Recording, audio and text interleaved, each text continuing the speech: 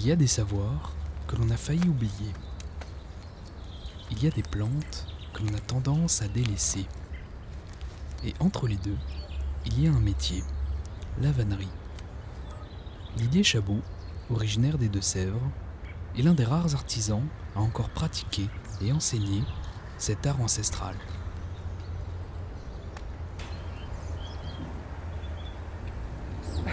Je m'appelle Didier, comme mes amis m'appellent Didier le vannier, autrement dit. Je suis originaire de Ménigout, ou pas loin en tout cas, d'un ancien village de Potier, la Guérinière. Et j'ai appris auprès de mes grands-parents la vannerie traditionnelle de Ronces et de l'Ortis. Oui.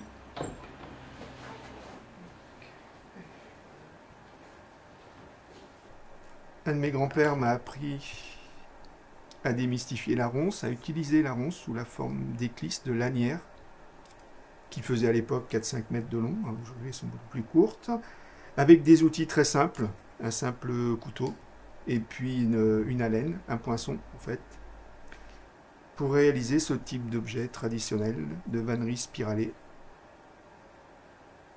Et mon deuxième grand-père, que j'ai vu un petit peu moins longtemps, mais qui a eu le temps de me présenter sa conception des paniers au coin du feu, avec juste un petit couteau et puis quelques tiges de bois. Voilà.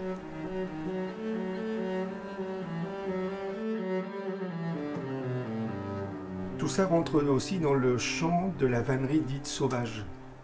Donc la vannerie sauvage, ça commence avec les tressages notamment, tressage de feuilles, tressage de lanières, le cordage de fibres végétales brutes, de vannerie cousue, avec de la ronce ou d'autres liens,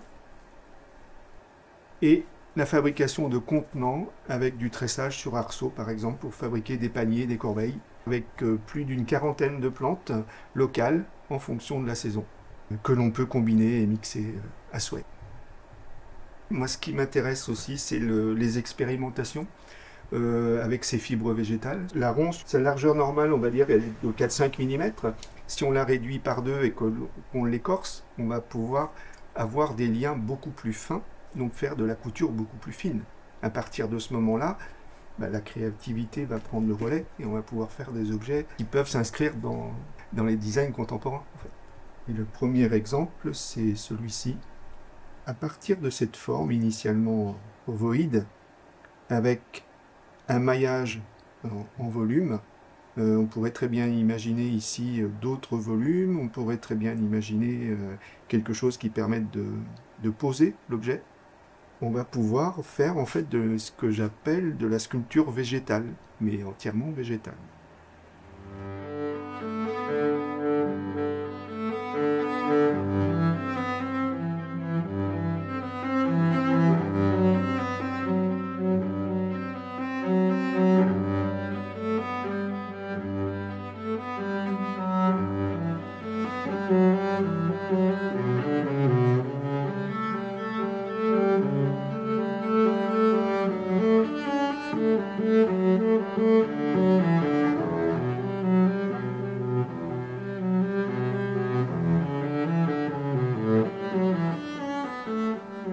Présente une huppe faciée entièrement végétale.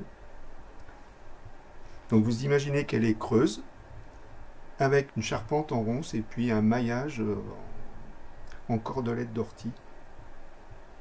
Il est à dimension réelle, poids réel, ça je ne saurais pas le dire. On est dans un exercice de couture, de feutrage, d'assemblage des éléments végétaux. Ce que je recherche aujourd'hui, c'est de transmettre à mon tour, c'est sûr, parce que je trouve qu'en tant que fibre ressource, il y a des tas de choses à remettre au goût du jour et à valoriser. Toutes ces plantes qui sont là aujourd'hui font partie de la grande famille des plantes pionnières, donc qui sont hyper importantes en termes de stabilisation des sols, notamment, suite à l'érosion, suite à déforestation, etc., etc. Donc ça va bien au-delà de la vannerie. Il y a aussi tout un volet de transmission, en fait, transmission au travers de la technique et d'exemples, transmission d'un certain nombre de valeurs et de vertus.